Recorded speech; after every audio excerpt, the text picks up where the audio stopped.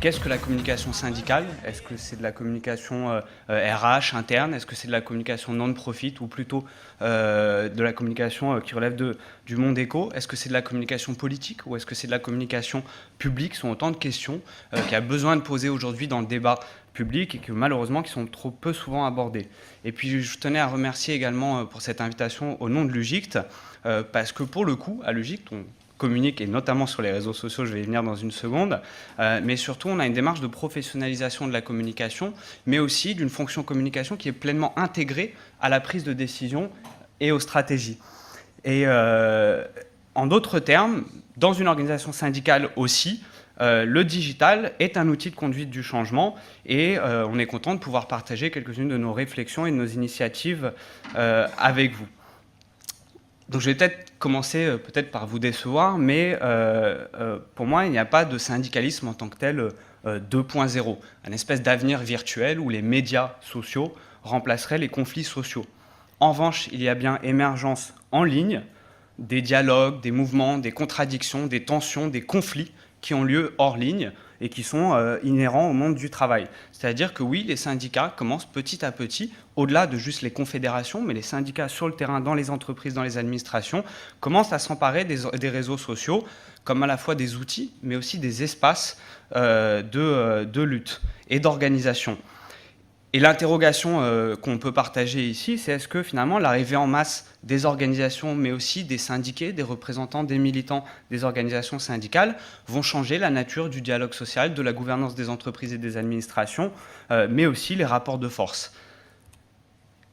Et j'espère, réussir à vous convaincre que le syndicalisme, en fait, est déjà en tant que tel, dans son fondement 2.0, jusqu'à aujourd'hui, ça commence à se voir parce qu'on commence à regarder, mais il y a des choses qui se passent et je vais vous en montrer quelques éléments. Le syndicalisme est déjà 2.0, premièrement à cause de la nature même et le fonctionnement des réseaux sociaux, et deuxièmement, à partir d'une certaine vision, d'une certaine démarche syndicale et une certaine vision de ce qu'est le monde du travail, les réseaux sociaux sont un débouché naturel à toute activité syndicale.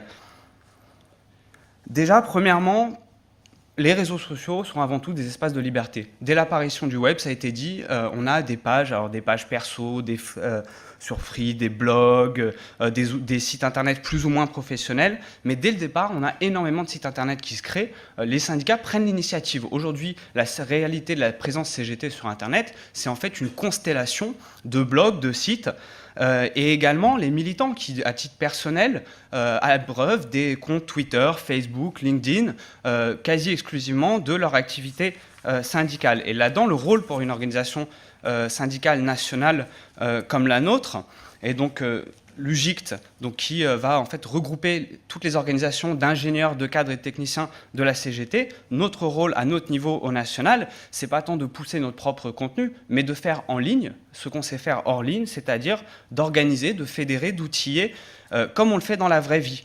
Et non pas communiquer en ligne en essayant de ne pas oublier le terrain au passage, mais au contraire, partir du terrain pour communiquer et organiser toute cette galaxie en ligne. On a donc créé par exemple une plateforme de blog qui permettait en fait de faire ce que beaucoup de plateformes faisaient déjà.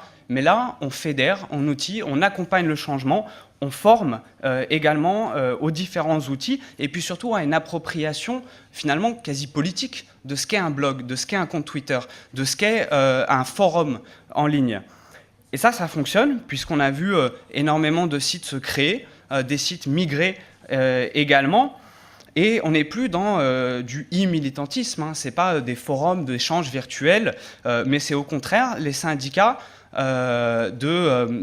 d'énormément d'entreprises que vous connaissez bien sûr, Microsoft, Thales, L'Oréal, Orange, la RATP, Turbomeca, Dassault, Renault, sont venus créer des sites internet. Et donc c'est bien un reflet de l'activité syndicale réelle. Et ce qu'ils cherchent d'ailleurs avant tout, à travers ces sites internet et cette vitrine de l'extrême diversité de l'activité syndicale, c'est aussi un espace de dialogue, d'échange. C'est finalement recréer en ligne ce qui existe hors ligne, la machine à café, mais comment est-ce qu'on fait pour la dématérialiser ? Et pour nous, vous doutez bien, de créer cette plateforme de blog sur laquelle il y a un effet d'entraînement en termes d'ouverture aux commentaires, en termes de partage d'échanges sur les réseaux sociaux, c'est une prise de risque. Ça veut dire forcément une liberté de ton, une visibilité des débats internes, des ratés, des sorties de piste. Et il faut, à mon avis, plutôt embrasser ces erreurs, et justement parce que c'est la richesse de l'activité syndicale. Et c'est ce qu'on a fait, par exemple, dans le cadre de notre congrès. Médiatiser les contenus d'un congrès syndical, ce n'est pas quelque chose d'évident, qui va de soi. Et on est au contraire parti de ce qui marche. On a créé les conditions pour que cette médiatisation, elle se passe bien. Et dans la foulée de la création de notre site de congrès, on a vu 3-4, c'était seulement il y a quelques semaines, 3-4 sites de congrès se créer. Donc des organisations pour qui ce n'était pas quelque chose d'intrinsèque, qui ne vont pas perdre de temps à théoriser s'il faut savoir ou pas communiquer. Ça se fait absolument naturellement parce que les conditions du débat et du dialogue sont existantes dans le réel. Et c'est mon deuxième point sur les caractéristiques des réseaux sociaux. Les réseaux sociaux, c'est avant tout des possibilités de créer du collectif, de créer du débat. Et cet effet d'entraînement, il fonctionne jusque dans des éléments où ça dépasse nos espérances en termes de, par exemple, d'identité graphique. On arrive aujourd'hui à commencer à créer une identité de marque UJIC-CGT qui soit une identité de marque plurielle, où c'est finalement la demande émanant du terrain qui dit, voilà, ça fonctionne, les pictos, la telle charte graphique, ça fonctionne, on veut se l'approprier. Et ça va même encore plus loin que ça en termes de création de communauté.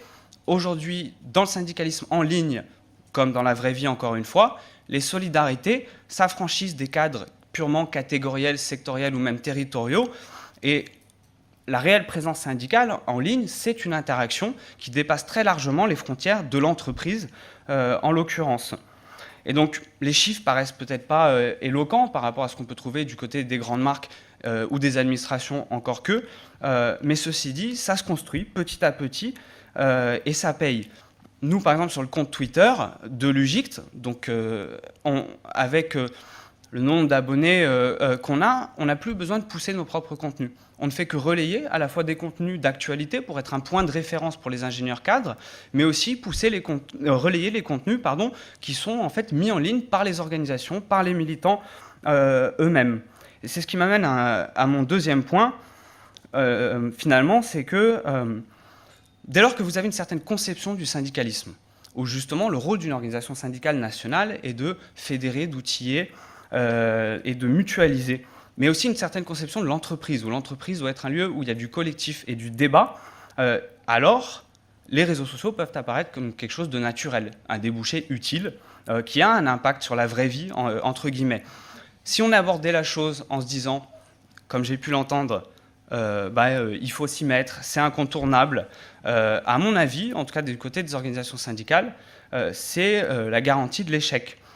Parce que médiatiser les débats internes, ce n'est pas quelque chose d'évident, sauf si ces débats se passent bien, et y compris et en particulier dans les désaccords. À ma grande surprise, on a eu un congrès de l'UJICT il y a 2 mois maintenant, 10% des congressistes étaient déjà sur Twitter. Et on a réussi à créer en ligne ce qui se passait hors ligne, et y compris à créer une porosité entre ce qui se passait dans la salle et ce qui se passait à l'écran. Et en termes de community management, si vous arrivez à bien gérer un congrès de la CGT, gérer une communauté en ligne, c'est facile. Autre élément qui est intéressant, et ça a été soulevé précédemment, c'est on arrive finalement à réinjecter de l'humain à travers le numérique, à travers les tweets, parce que ce sont des personnes qui sont dans la salle, mais également à travers finalement toute notre campagne de communication autour du congrès, qui était non pas une campagne uniquement de présentation de l'initiative ou des textes ou des orientations, mais également une campagne sur les hommes et les femmes qui constituaient le congrès, leur métier, leurs passions ordinaires. Et à partir du moment où on fait ça, on rend la parole à ceux qui font le syndicalisme, qui font le travail, et je vous invite à aller voir, mais le résultat est très loin des caricatures qu'on peut entendre. Et en rendant la parole, bien sûr, on encourage la contradiction. Et pour nous, c'est la condition nécessaire pour une réelle créativité dans les débats et même une réelle efficacité dans les débats. Et ce qui est vrai pour la CGT est à mon avis vrai dans les entreprises. La contradiction, c'est là aussi la garantie de l'efficacité à moyen terme.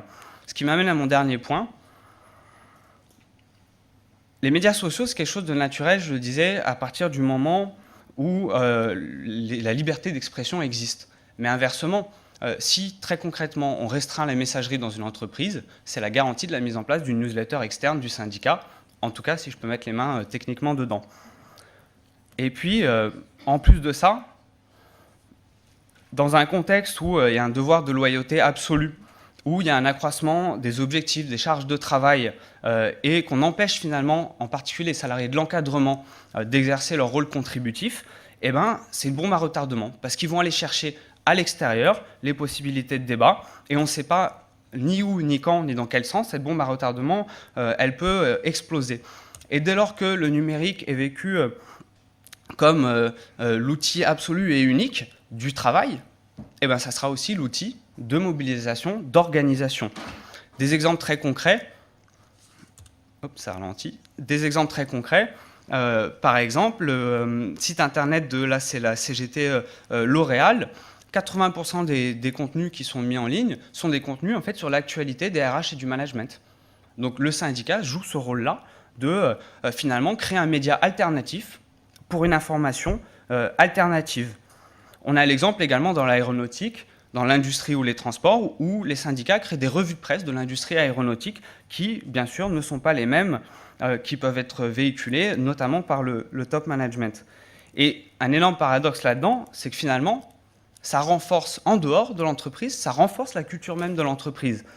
Certainement beaucoup plus que ce qu'elle peut exister, en tout cas au niveau des actionnaires, et c'est certainement une autre définition de la culture d'entreprise. Mais c'est une réappropriation et un renforcement de la culture d'entreprise.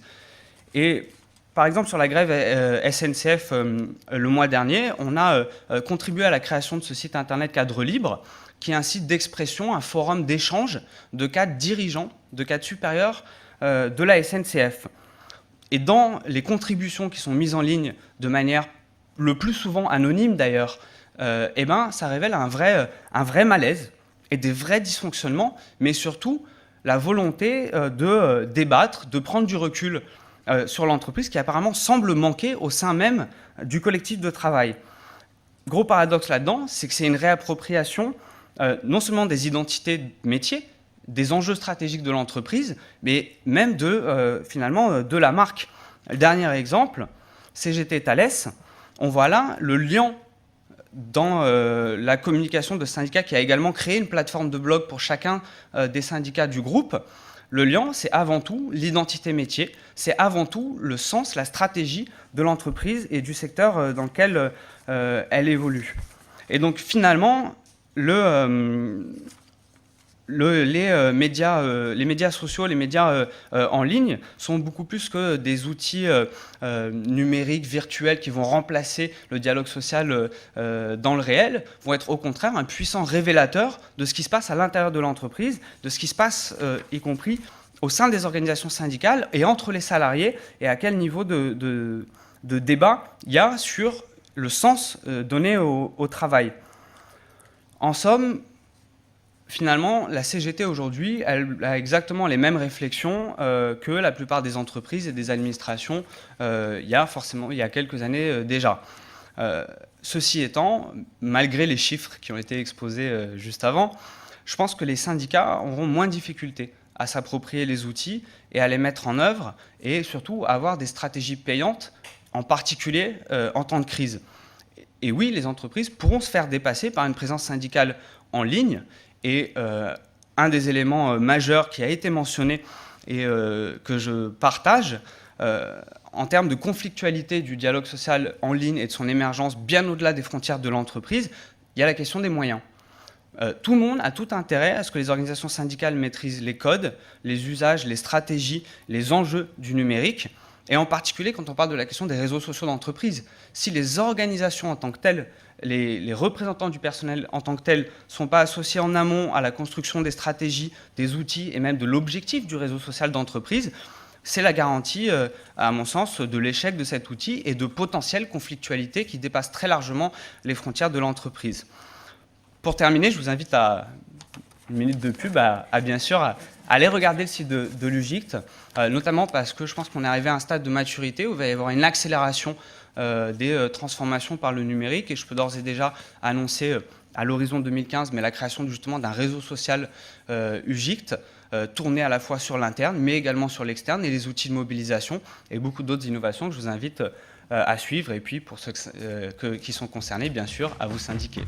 Je vous remercie.